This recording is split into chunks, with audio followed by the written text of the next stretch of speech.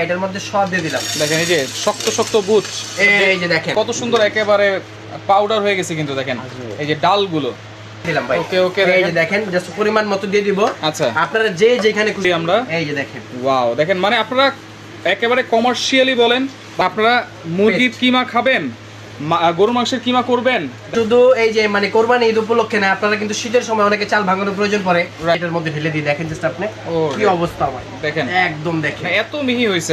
আরে ভাই মুরগি দিয়ে কি করবেন ভাই? এই আস্ত মুরগি আজকে কিমা করব। কি বলেন ভাই? আস্ত মুরগি আজকে কিমা করব। যাই না ভাই।